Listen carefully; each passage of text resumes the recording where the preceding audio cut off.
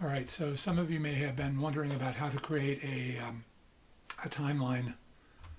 So I think you can see my Google screen here. So if you go up to the waffle pattern, the 9 dots up in the upper right hand corner, and click on that, and then select slides.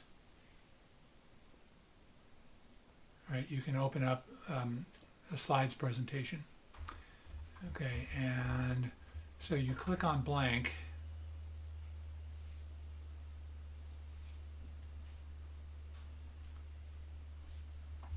Okay, and what we're going to do is, first of all, we're going to go to slide and apply layout, and I'm going to go all the way down here to blank because I want my slides to be blank. Okay, so again, that was click on slide and then apply layout, and then we went all the way down to blank and we selected that.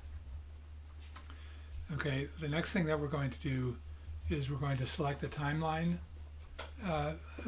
layout or template, and the way we do that is we go to the insert button, and then we scroll down to diagram, click on diagram, and diagram gives us several different types of diagrams, one of which is here. It's called timeline.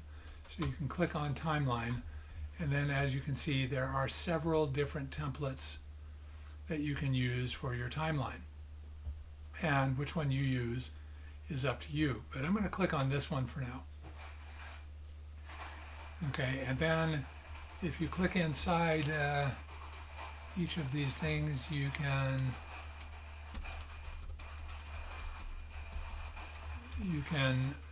edit. You can edit the text that's in each of those boxes. You can also edit the time. So you can go and make a timeline of any type that you want here.